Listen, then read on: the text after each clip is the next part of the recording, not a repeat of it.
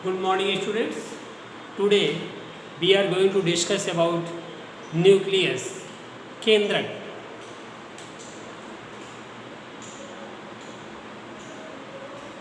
Nucleus means होता है केंद्रक. केंद्रक किसे कहते हैं आप जानते हैं. जैसे ये देखिए आप, ये सेल होती है. सेल के लगभग बीचों बीच एक गोल या अंडाकार सघन और पारदर्शी रचना होती है. इसे कहते हैं न्यूक्लियस.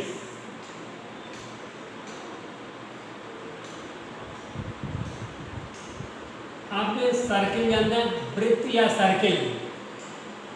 वृत्त या सर्किल का जो बीच का पॉइंट होता है उसे आप कहते हैं केंद्र या सेंटर. इसी प्रकार इसे कहते हैं केंद्र से बना है केंद्रक. ये सेल के लगभग बीच में अंडाकार या गोलाकार रूप में होता है. इसे केंद्रक कहते हैं. यह कोशिका में होने वाली सभी क्रियाओं का नियंत्रण एवं नियमन करता है. इसलिए इसे कंट्रोल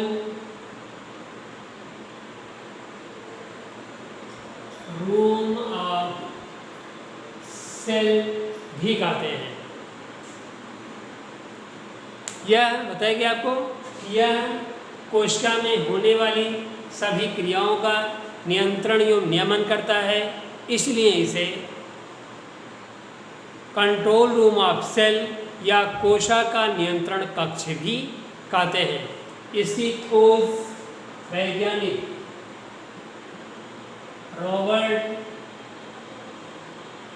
ब्राउन ने 1831 में किया था.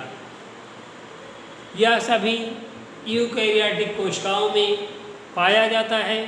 प्रोकैरियोटिक कोशिकाओं में केंद्रक नहीं पाया जाता है.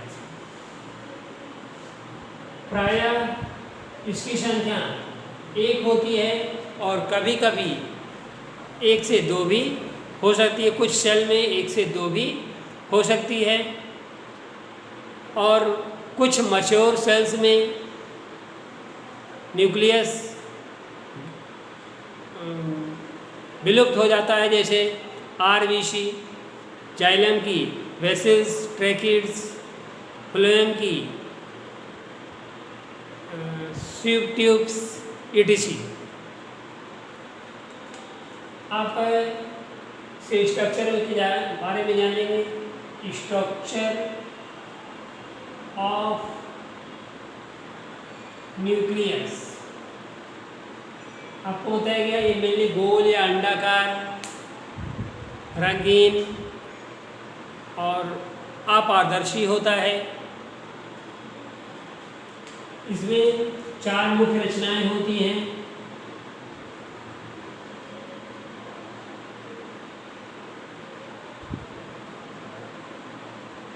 ऊपर की डबल मेम्ब्रेन बॉन्ड स्ट्रक्चर देखिए आप, न्यूक्लियर मेम्ब्रेन. इसके चारों तरफ double membrane bond structure nuclear membrane होती है जो इसको चारों ओर से कवर करती है. ये गोल फुटबॉल जैसा होता है.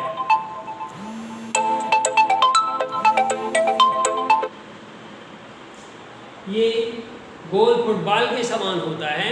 इसको आपको ऐसे सीधा काट के दिखाया जा रहा है. उसकी ये स्ट्रक्चर दिखाई जा रही है. उसमें जैसे फुटबॉल में छेद हो उसी प्रकार इसमें छेद होता है. इसे न्यूक्लियर मेम्ब्रेन कहते हैं. न्यूक्लियर मेम्ब्रेन के द्वारा इसका संबंध न्यूक्लियोप्लाज्म और साइटोप्लाज्म के बीच इसका संबंध आपस में बना रहता है. मीन्स इसका संबंध सेल के अन्य भागों से बना होता है. विभिन्न पदार्थ इससे आते जाते हैं।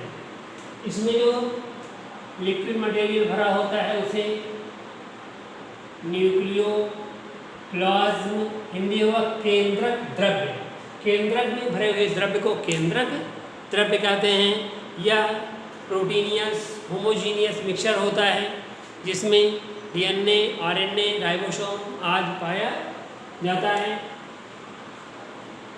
पिरिमिडिन्स, प्यूरिन्स आदि और कुछ कार्बोहाइड्रेट पदार्थ आदि भी न्यूक्लियस में पाए जाते हैं। एंजाइम, हार्मोन्स ये सभी न्यूक्लियोप्लाज्म में पाए जाते हैं।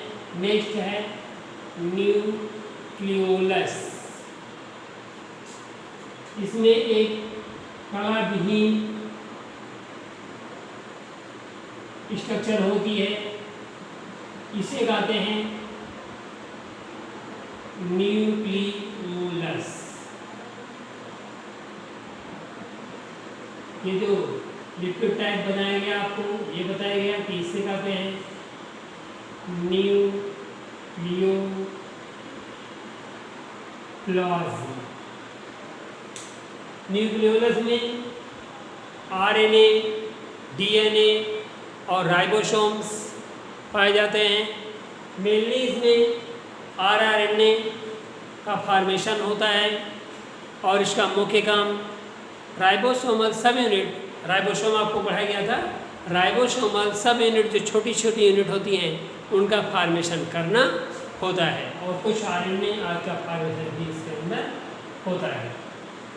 नेक्स्ट है क्रोमैटिन थ्रेड।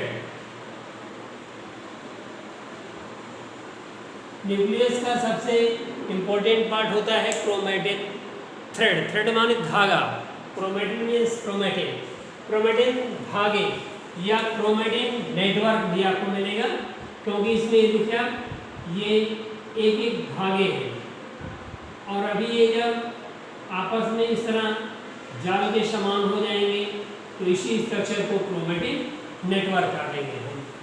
उसमें से एक पार्ट कहलाएगा क्रोमैटिन थ्रेड और पूरा जाल कहलाएगा क्रोमैटिन नेटवर्क। ये न्यूक्लियस का सबसे इम्पोर्टेंट पार्ट होता है। या डीएनए प्लस हिस्टोन, मुख्यतः डीएनए तथा हिस्टोन प्रोटीन का बना होता है। यही डीएनए आनुवंशिक पदार्थ है और यही डीएनए इस सेल में होने वाली विभिन्न क्रियाओं का नियंत्रण एवं नियमन करता है। ये इस तरह आपको बताया गया धागे के समान स्ट्रक्चर होती है जो डीएनए है और इस पर हिस्टोन प्रोटीन लिपटी होती है। और केंद्रक आनुवांशिक लक्षणों मीन्स माता पिता के लक्षणों को बच्चों में ले जाता है। मीन्स आनुवांशिक लक्षणों को एक पीढ़ी से दूसरी पीढ़ी में पहुंचाने का कार्य करता है। ये केंद्रक के मुख्य कार्य हैं। केंद्रक के मुख्य कार्य हुआ नंबर 1, यह कोशिका में होने वाली विभिन्न क्रियाओं का नियंत्रण एवं नियमन करता है। दूसरा, यह आनुवांशिक लक्षणों को एक पीढ़ी से दूसरी पीढ़ी में ले जाता है। और इसी क्रोमैटिन थ्रेड को सेल डिवीजन के समय जब ये क्रोमैटिन थ्रेड्स सिकुड़ करके थिक माने मोटा एंड स्मॉल हो जाता है at the time of cell division के समय, तो इसी को हम क्रोमोसोम या गुणसूत्र कहते हैं। इसी क्रोमैटिन थ्रेड को ही जब सेल डिवीजन के समय ये छोटा और मोटा हो जाता है तो हम इसे क्रोमोसोम या गुणसूत्र कहते हैं।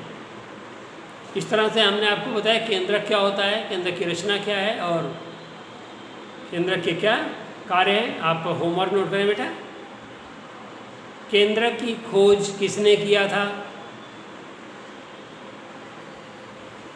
केंद्रक के मुख्य भागों के नाम लिखिए। केंद्रक का सबसे इम्पोर्टेंट भाग क्या है? केंद्रक का कार्य लिखिए तथा केंद्रक का स्वच्छ नामांकित चित्र बनाइए। नेक्स्ट, केंद्रक का सचित्र वर्णन कीजिए।